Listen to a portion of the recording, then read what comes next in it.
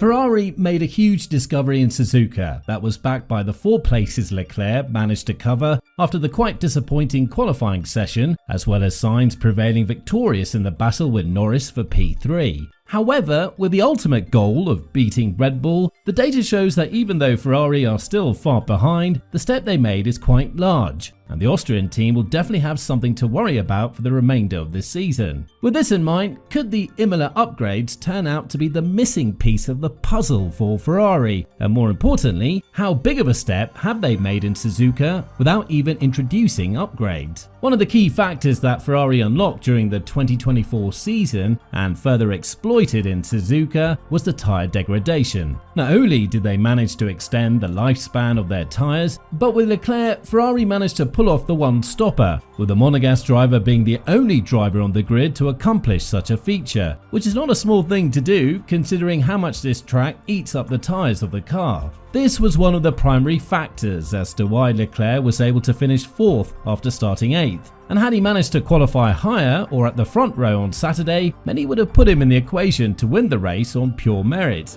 Be that as it may, Ferrari's degradation pace with Leclerc was on another level, and if you look at this graphic, it shows that the Monegasque driver lost only half a tenth per lap due to tyre degradation. This is almost 3 times lower compared to his teammate Sainz and the pair of Red Bull, and the only driver who managed to do better than him was Alonso during his hard tyre stint, which was hardly assisted by the fact that he offered Piastri DRS in order to help himself in the fight with Russell. However, it's worth noting that while Ferrari made a huge step in the right direction with the tyre management, they're still to make a massive step when it comes to beating Red Bull in the race pace manner. But this graphic shows that Ferrari is the second team that's improved the most in this section compared to last year's GP in Suzuka, with Aston Martin being the only team that's better than the Maranello team in this section. And if you look at the statistics compared to the Red Bulls, Ferrari have halved the deficit compared to last year and have made an improvement of 6 tenths per second, which is definitely a huge step forward considering the fact that they weren't even the second fastest team here last year.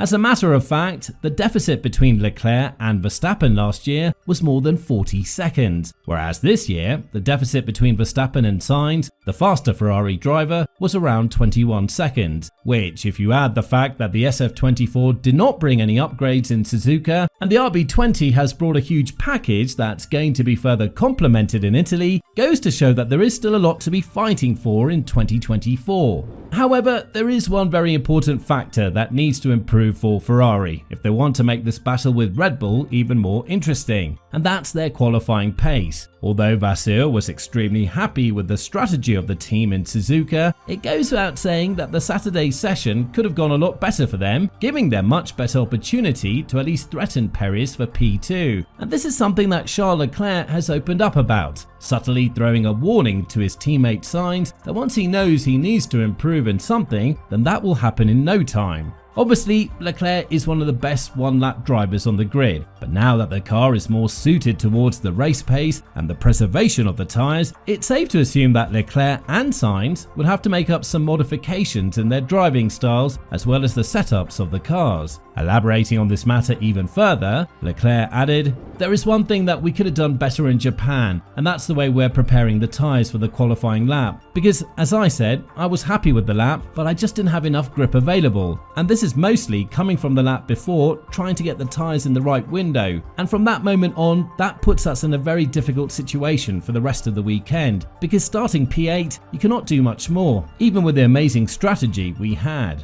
But even with the impressive outing on Sunday, Ferrari remains realistic when it comes to catching up to Red Bull on pure pace and setup fixes only. When talking about the current situation, Carlos Sainz has spoken about whether or not there'll be any chance that we'll see a close battle between Ferrari and Red Bull throughout the course of the 2024 season. And even though the statement sounded pessimistic at the beginning, there is a lot of hope for Ferrari after the first third of the season. Further adding, "I think Red Bull will definitely have an advantage in the first third of the season until we bring 1 or 2 upgrades that make us fight them more consistently. But by that time, maybe it's a bit too late with the advantage that they might have in the championship. It's my last year with Ferrari also, so there's nothing to lose and we'll try everything to make it back because I don't see Red Bull making a lot of mistakes very often."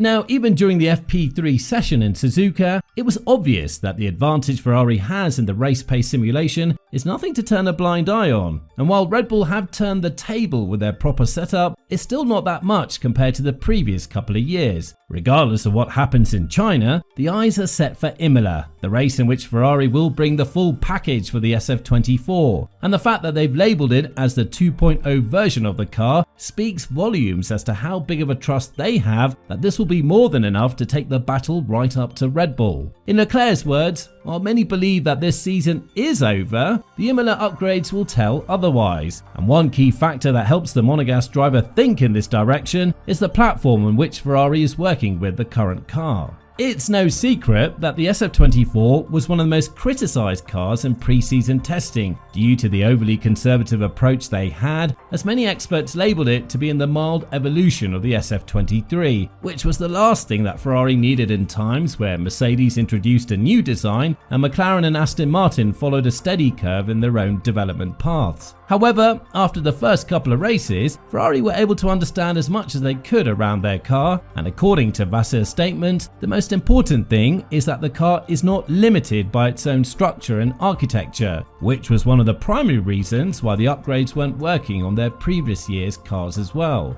As we all know, the chassis combined with the gearbox design and the floor of the car were one of the biggest limitations for Ferrari in the current ground effect era. And even though they steered more towards Red Bull-like upgrades on the car, they didn't seem to work because the platform on which they used to work was limiting the potential of the car, or more precisely, the potential that the car would have had if these upgrades worked in the first place. That's why, with some decent improvements in qualifying, which was definitely the weakest point of Ferrari's weekend in Suzuka, and with further improvements in the aerodynamic load that's supposed to add more energy to the tyres with less degradation on the way, we cannot rule out a potential Ferrari mix in the Drivers' Championship. Of course, a massive factor will be played between the battle of Leclerc and Sainz. And when talking about this matter, Vassir went on to remind everyone that just because the Spaniard has had a better start to the 2024 season, it doesn't mean that the Monegasque driver is not consistent and not the better driver compared to both of them throughout their tenure as teammates. When talking about Leclerc's slump in performance and whether it rings some alarm bells in his head, Vassir answered calmly, "I'm not worried about Leclerc's slump at all. Charles finished second in Australia, which I think is something 18 other drivers on the grid would have liked to have done. Today, he only lost 1/10 to Carlos, and he knows very well where he needs to improve. We're talking about only one lap, one segment. The season is long, and I'm not worried about it at all." Well, with all this in mind, do you think that Leclerc and Sainz have what it takes in order to take the battle up to Red Bull's necks? And more importantly, which driver do you think will emerge victorious compared to the current Ferrari's lineup? Let us know in the comments down below.